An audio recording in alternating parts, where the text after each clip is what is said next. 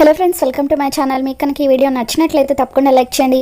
మనోహరి గుడికి వెళ్ళిందన్న విషయం రణవీర్ మనిషి రణవీర్కి చెప్పడంతో ఇక రణవీర్ ఆవేశంగా గుడికి బయలుదేరి వస్తూ ఉంటాడు. ఇక అప్పుడు అక్కడున్న లాయర్, రణవీర్ గారు మీరేం చేస్తున్నారోనని నాకు చాలా టెన్షన్గా ఉంది, కాస్త ఏం చేయబోతున్నారో సస్పెన్స్లో పెట్టకుండా చెప్పి వెళ్ళండి అని చెప్పి అంటూ ఉంటే, మీరేం కంగారు పడకండి, కర్ర విరగదు పాము చావదు అని చెప్పి ఇక అలా కార్లో బయలుదేరి గుడికి వస్తూ ఉంటాడు. మరోవైపు బాగి అమర్ ఇద్దరు కూడా కారులో గుడికి వస్తూ ఉంటే మనోహరి కూడా అమర్ వాళ్ళ అమ్మా నాన్నలతో కలిసి గుడికి వస్తూ ఉంటుంది. దేవుడా, ఎట్టి పరిస్థితుల్లోనూ అమర్ 6 డైరీని చదవకూడదని చెప్పి మనోహరి అనుకుంటూ ఉంటుంది. ఇక బాగి అమర్ ఇద్దరు అలా వెళ్తూ ఉంటే అమర్ ఏం మాట్లాడకుండా కార్లో సైలెంట్గా ఉంటాడు. ఇక అప్పుడు బాగి, దేవుడా ఏంటయ్యా ఈ మొద్దు మనిషి, ఇద్దరమే కార్లో ఉన్నాము, సరదాగా కబుర్లు చెప్పొచ్చు కదా, మాటలు కూడా మాట్లాడట్లేదు, ఏంటో ఈ మనిషి, అసలు ఇంత సైలెన్స్ ఏంటో అని చెప్పి ఇక అలా బాగి మనసులో అనుకుంటూ ఉంటుంది. అమర్ సడన్గా బ్రేక్ వేయడంతో కార్లో ఉన్న డైరీ బాగి ఒడిలో పడిపోతుంది. ఇక దాంతో బాగి అదేంటా అని చెప్పి చూస్తూ ఉంటే ఇది 6 డైరీ అని చెప్పి కార్ పక్క కాపి అమర్ బాగి చేతిలో ఉన్న ఆ డైరీని తీసుకుంటాడు. ప్రతిరోజు కూడా ఆ రోజు జరిగినవన్నీ 6 డైరీలో రాసేది. డైరీ అంతా నా గురించి, పిల్లల గురించి, మా అమ్మ నాన్నల గురించే, తన జీవితం అంతా కూడా మమ్మల్ని నింపేసుకుందని చెప్పి అమర్ అంటూ ఉంటాడు. ప్రతిరోజు కూడా రాత్రి 8 గంటలకు డైరీలో రాసిందంతా కూడా చదివి వినిపించేదని చెప్పి 6 గురించి అమర్ చెబుతూ ఉంటే ఇక అప్పుడు బాగి ఇతరుల డైరీ చదవడం తప్పు కదా, మరి మీరు ఎందుకు అక్క డైరీని వింటున్నారు, చదువుతున్నారు అని చెప్పి అంటూ ఉంటుంది. ఇక అప్పుడు అమర్, ఏ ఒక్క రోజైనా తను మా గురించి కాకుండా తన గురించి ఏమైనా రాస్తుందేమోనని ఆశతో వినేవాణ్ణి, కానీ అన్ని సంవత్సరాలలో ఒక్కరోజు కూడా మా గురించి కాకుండా తను బయట వాళ్ళ గురించి రాయలేదు అని చెప్పి అమర్ అంటూ ఉంటాడు. తను బయట వాళ్ళ గురించి ఎవరి గురించి అయినా రాసిందంటే అది నీ గురించే, పంచుకున్న సంతోషాల గురించి, బాధల్ని గురించి ప్రతిరోజు కూడా తను చెబుతూ ఉంటే నేను వినేవాడిని అని చెప్పి అమర్ అంటూ ఉంటాడు. దాంతో బాగి ఒక్కసారిగా షాక్ అవుతూ ఉంటుంది. అక్క నా గురించి డైరీలో రాసిందా, అసలు మా ఇద్దరి మధ్య పరిచయమే లేదు, అటువంటిది అక్క డైరీలో నా గురించి ఎలా రాస్తుందని చెప్పి బాగి ఆశ్చర్యంగా అడుగుతూ ఉంటుంది. నీ గురించి అన్నానా, కాదు కాదు అని చెప్పి అమర్ కవర్ చేస్తూ ఉంటాడు. బయట వాళ్ళ గురించి అక్క రాసిందన్నారు కదా, మరి ఎవరి గురించి రాసిందని చెప్పి బాగి అంటూ ఉంటే నీరజ అని తన ఫ్రెండ్ గురించి రాసింది అని చెప్పి అమర్ అంటాడు. మీరు నీరజ అన్నారా, నాకు నీ గురించి అన్నట్టుగా వినిపించింది అని చెప్పి బాగి అంటూ ఉంటుంది. మరి అక్క రాసిన చివరి పేజీ మీరు చదవలేదా అని చెప్పి బాగి అంటూ ఉంటే చదివే సాహసం చేయలేదు అని చెప్పి అమర్ 6ని తలుచుకొని కన్నీళ్లు పెట్టుకుంటూ ఉంటాడు. ఇక దాంతో బాగి, మీకు నిజంగా అక్క మీద ఎంత ప్రేమ అండి, అక్క మీద ఉన్న ప్రేమలో నా మీద ఒక ఆవగింజ అంతా మీరు చూపించినా కూడా చచ్చే వరకు మీ చెయ్యి వదిలిపెట్టకుండా సంతోషంగా బతుకుతాను అని చెప్పి బాగి మనసులో అనుకుంటూ ఉంటుంది. తర్వాత అమర్ బాగి ఇద్దరు కూడా గుడికి వస్తారు. కార్ల నుండి కిందకు దిగుతారు. ఇక అప్పుడు అమర్ బాగితో, మనం గుడి లోపలికి వెళ్దామా లేదంటే అమ్మ నాన్నలు వచ్చే వరకు ఆగుదామా అని చెప్పి అంటూ ఉంటాడు. అప్పుడు బాగి, సీతమ్మ తల్లి రాముల వారు చూపించిన దారిలో నడుస్తుంది తప్ప సీతమ్మ తల్లి దారి చూపించదండి అని చెప్పి అంటూ ఉంటుంది.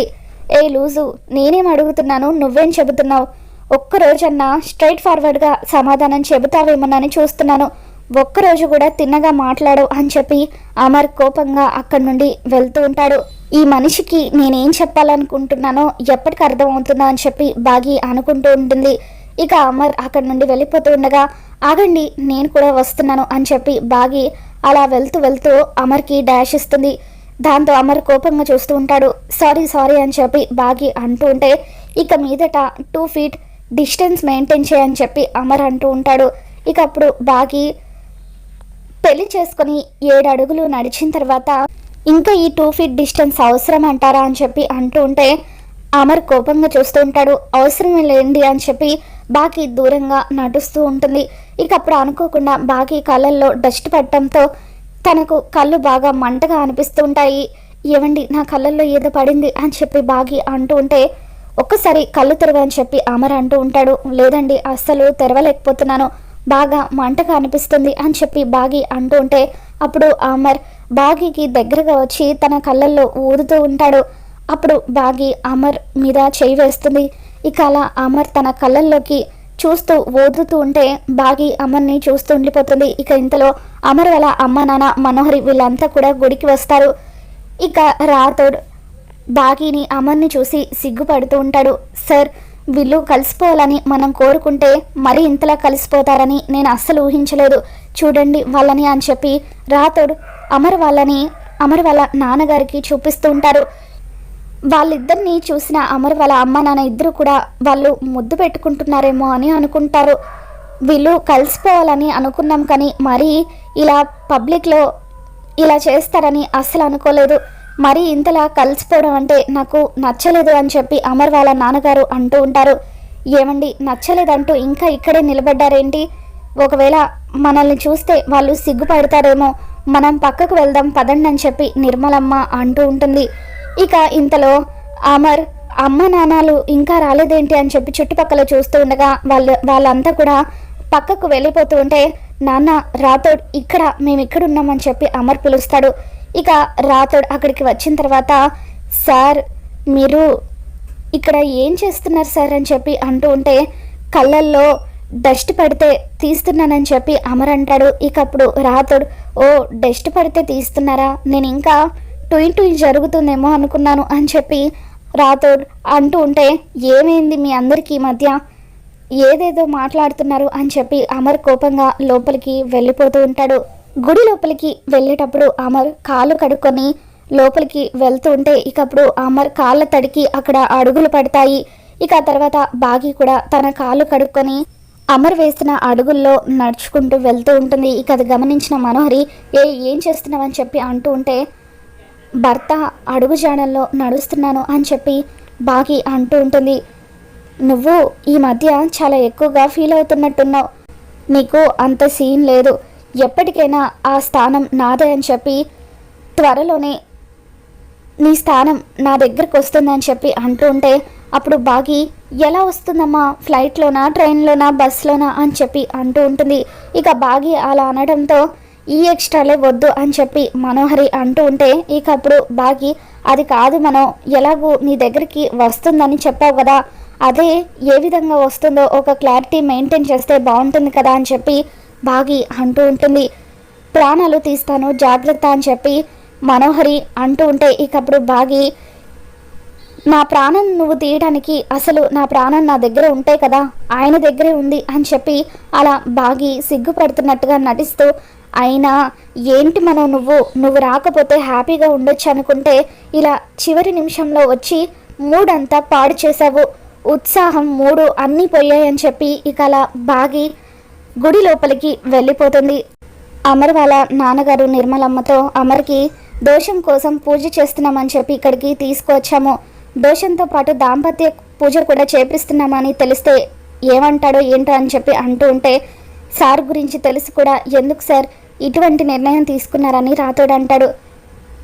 వాడికి అంతుంటే వాడి కన్న తండ్రిని నాకెంత ఉండాలి, అందుకే వాడికి తెలియకుండా పనిలో పనిగా 2 పూజలు కవర్ చేస్తున్నానని చెప్పి అమర్ వాళ్ళ నాన్నగారు అంటూ ఉంటారు.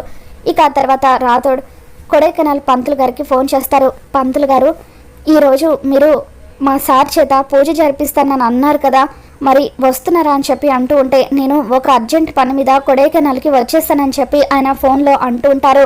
అదేంటి సార్, మా సార్ని మిస్ అమ్మను ఒకటి చేస్తానని చెప్పి మీరు కొడైకెనాల్ ఎందుకు వెళ్ళిపోయారని రాథోడ్ అంటూ ఉంటే ఇదిగో నేను చెప్పేది వినవయ్యా రాథోడ్, నేను రావడం కుదరదు, కానీ మా అన్నగారైన జగన్నాథ శర్మను నేను పంపిస్తున్నాను, ఆయన దగ్గరుండి అన్ని పూజలు చూసుకుంటారు, నాతో మాట్లాడినట్టుగా ఆయన దగ్గర మాట్లాడుకో, ఆయన ముక్కోపిష్టి అని చెప్పి ఇక ఆయన దాంపత్య పూజ కూడా చేయిస్తారు అని చెప్పి ఆ పంతులు గారు ఫోన్ పెట్టేస్తారు.